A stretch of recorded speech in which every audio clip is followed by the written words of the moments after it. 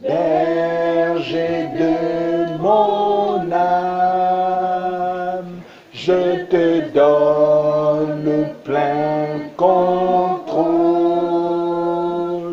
Partout où tu me conduiras, je te suivrai.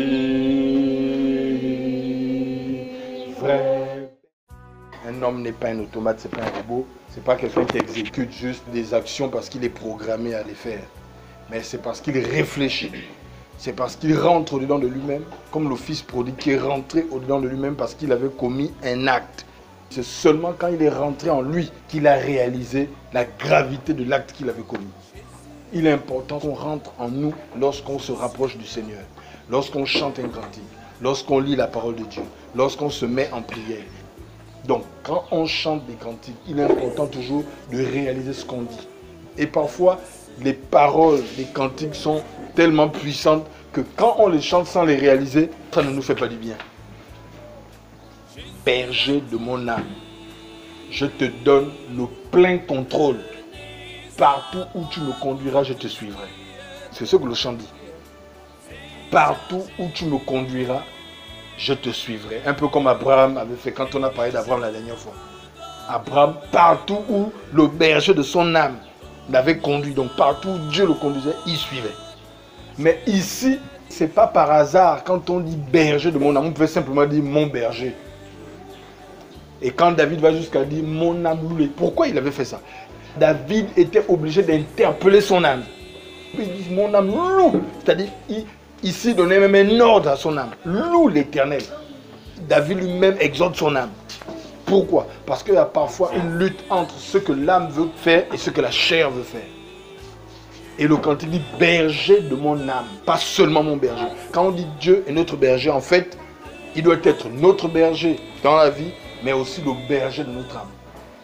En principe, c'est d'abord l'âme qui doit être influencée par ce berger qu'il est pour influencer la chair. Parce que c'est l'âme que le diable attaque. C'est pour ça que David s'adresse à l'âme. Ce n'est pas l'esprit que le diable attaque. Et c'est l'âme qui influence la chair. Le Saint-Esprit influence notre esprit et notre esprit influence notre âme. Et notre âme maintenant influence notre corps pour qu'on agisse dans ce qui est bien pour Dieu. Amen. Donc David, lui, sachant ça, n'a pas interpellé son esprit.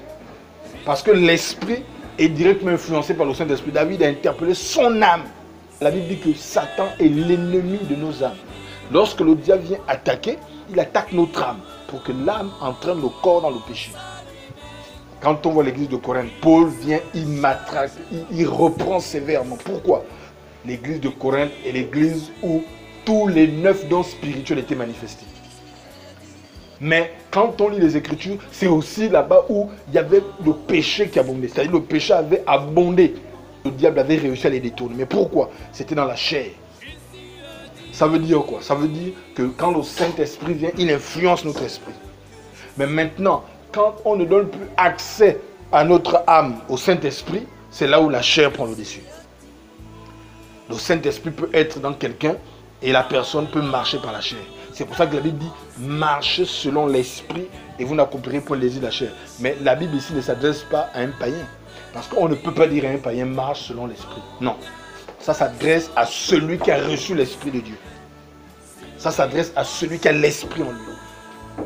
Or, le païen, lui, n'a pas l'esprit de Dieu. Maintenant, quand la Bible dit marcher selon l'esprit, donc l'âme est au milieu. Ça veut dire que soit l'âme est totalement influencée par l'esprit, soit l'âme est totalement influencée par la chair. Et la Bible dit maintenant, quand la Bible dit marchez selon l'esprit et vous n'accomplirez point les désirs de la chair. Donc on a la chair, on a l'esprit. Mais qui doit choisir pour marcher selon l'esprit ou la chair? C'est l'âme. Parce que c'est dans l'âme que se trouvent les sentiments, c'est dans l'âme que se trouvent les décisions, c'est dans l'âme que se trouvent les émotions, c'est dans l'âme qu'on décide, c'est dans l'âme qu'on dit oui ou non, c'est dedans. Mais l'âme reçoit soit la pression de la chair, enfin l'influence de la chair, soit l'influence de l'esprit. Mais Dieu dit marchez selon l'esprit. Et vous n'accomplirez. Mais Dieu ne dit pas que moi je viendrai vous faire marcher selon l'esprit. Il dit marcher. Ça veut dire qu'il nous donne un ordre et c'est à nous d'exécuter. C'est à nous de faire en sorte que nous puissions marcher. Donc c'est un choix en fait. C'est un choix. Mais c'est plus qu'un choix, c'est une obéissance à Dieu. C'est-à-dire, pour marcher selon l'esprit, il faut obéir à Dieu. Ça veut dire que si je marche par la chair, je désobéis à Dieu. Amen. Donc quand le chant dit, berger de mon âme, je te donne le plein contrôle. Ici, on va dans la dimension de l'âme, parce que c'est l'âme qui va soit basculer dans la chair, ou soit basculer vers l'esprit. Donc, Dieu doit être le berger de nos âmes. Ne faisons pas seulement de Dieu notre berger charnel.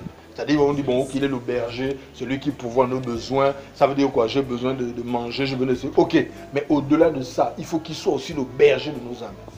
Amen. Il faut qu'il soit aussi le berger de nos âmes. Parce que ça ne sert à rien si on fait seulement de Dieu le berger de notre corps, le berger de notre vie. On veut qu'il nous donne tout ce qu'on veut, on veut ceci. Mais que sert-il à un homme de gagner le monde entier s'il perd son âme? Ça ne sert à rien. N'aimez point le monde parce que vous n'êtes pas de ce monde. Oh, les choses du monde, c'est quoi? C'est tout ce qui est terrestre. Ça ne veut pas dire que dans le monde, on ne doit pas être bien. C'est pas ce que ça veut dire. Mais ça veut dire que notre âme, en fait, doit être influencée par les choses célestes. Amen. Donc, berger de mon âme, je te donne le plein contrôle.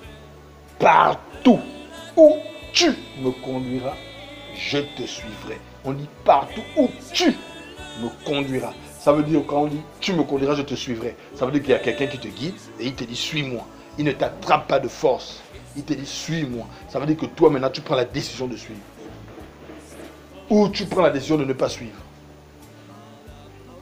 Soit on obéit et on suit le Seigneur, soit on désobéit et on suit la chair. Amen. C'est la même chose avec la vie, c'est la même chose avec le péché. Il y a des péchés qui sont là autour. Dieu ne viendra pas à notre place pour te dire que non, voilà, je veux maintenant faire. Non, il te dit, voici ça, c'est pas bon. Il faut que tu te débarrasses de l'attirance charnelle. C'est à toi maintenant de te faire violence. C'est à toi maintenant de te débarrasser de ça. C'est à toi d'agir pour dire que non, Seigneur, j'ai compris. Maintenant, je veux que mon âme... Mais ici, d'abord, c'est l'âme. Si l'âme se laisse amorcer par tout ce qui est charnel, c'est normal qu'on accomplisse les œuvres de la chair. C'est pour ça que c'est une lutte. C'est pour ça qu'on prie. C'est pour ça que le Saint-Esprit est là. Le Saint-Esprit est là pour nous éclairer. Parce que si on n'a pas l'Esprit pour nous éclairer, on va croire que tout ce que l'âme voit, c'est ce qui est bon. Or, le Saint-Esprit, quand il vient en nous, c'est parce que quand il nous éclaire, c'est là où on se rend compte qu'il y a deux chemins. Quand on n'a pas l'Esprit de Dieu, on ne peut pas prendre des bonnes décisions parce qu'on croit que le chemin qui est là, c'est le bon. Est-ce que vous comprenez ce que je veux dire? Mais dès qu'il y a l'Esprit de Dieu en nous, c'est lui maintenant qui vient éclairer, dès qu'il met la lumière. C'est un peu comme quand on est dans le noir, je tâtonne. C'est-à-dire quand je m'en vais dans le noir, je ne sais pas en fait où il faut trop aller. Mais je me laisse guider par moi-même. Je vais où je veux, où je pense que c'est peut-être bien. Soit je me dis, bon, je vais essayer de suivre le mur, peut-être que... Mais dans le noir. Mais dès qu'on met la lumière, c'est dès qu'il y a la lumière que je me rends compte que soit je m'étais éloigné de la sortie, ou soit je me suis rapproché de la sortie, ou bien je tournais en rond. C'est dès qu'on met la lumière. Et c'est comme ça le Saint-Esprit dans nos vies. Quand il n'y a pas l'Esprit de Dieu, quand il n'y a pas l'Esprit de Dieu, on se laisse guider par le seul chemin qui est là. En fait, on pense qu'il n'y a qu'un seul chemin.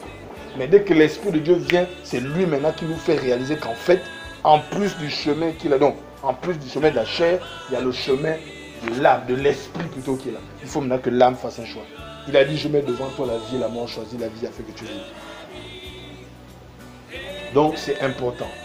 Berger de mon âme, je te donne le plein contrôle. Partout où tu me conduiras, je te suivrai. J'ai fait mon choix. Je veux suivre ta voie. Partout où tu me conduiras, je te suivrai. Jésus a dit, je suis la lumière du monde et le pain de vie. Jésus a dit, heureux ceux